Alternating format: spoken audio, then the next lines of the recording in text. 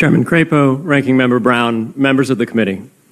Thank you for the opportunity to speak with you today. My name is Peter Van Valkenburgh, and I'm the Director of Research at Coin Center, an independent nonprofit focused on the public policy issues affecting cryptocurrency and public blockchain networks.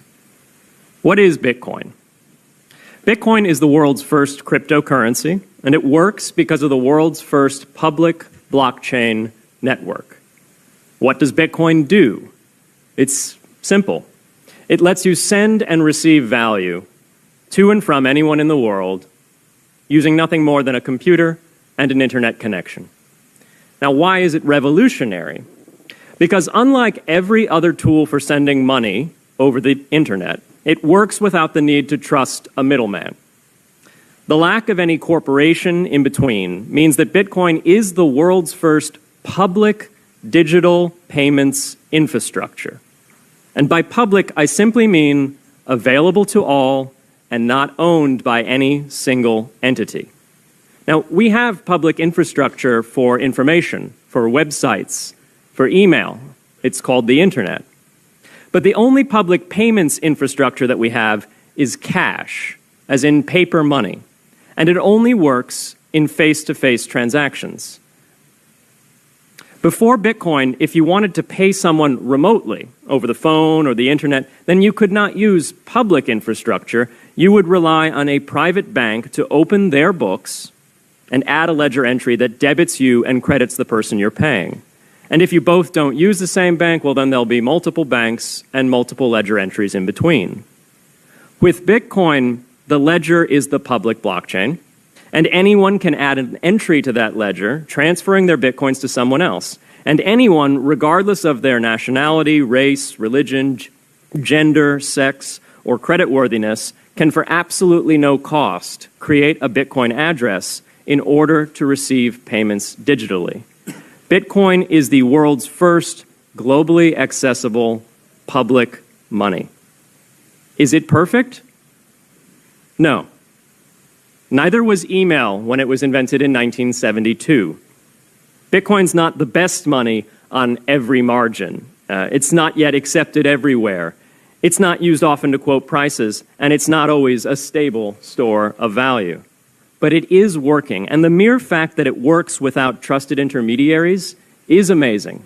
It's a computer science breakthrough, and it will be as significant for freedom, prosperity, and human flourishing as the birth of the internet. And Bitcoin is just the beginning. If we can replace private payments infrastructure, then we can replace other private choke points to human interaction as well.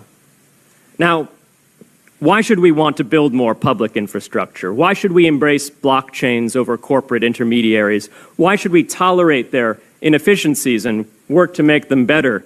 Why should we want the pioneers of this technology here in the United States and not fleeing overseas? A simple reason.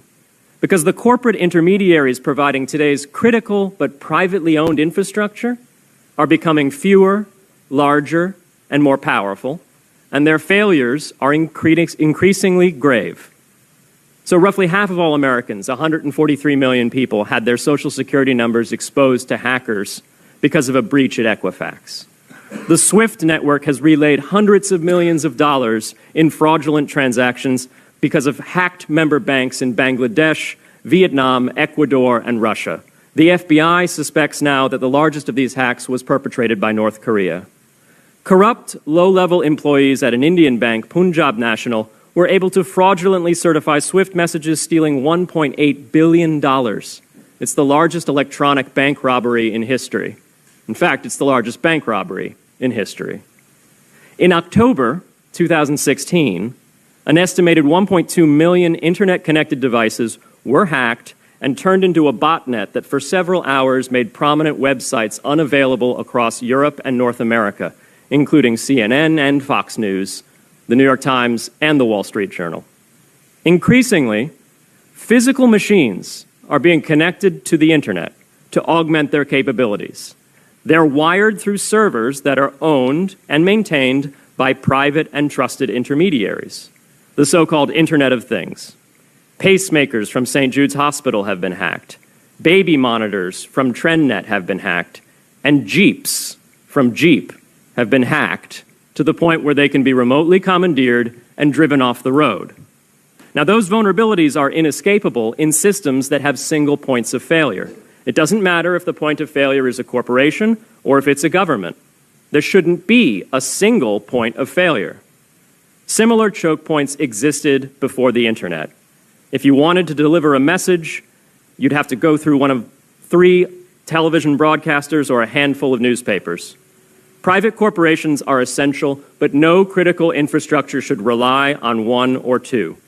The internet removed single points of failure in communications infrastructure and ushered in a wave of competition among new media corporations building on top of its public rails. Blockchains can similarly disintermediate critical payments and IoT infrastructure. The technology is not yet ready to answer all of those questions today, but it is our best hope.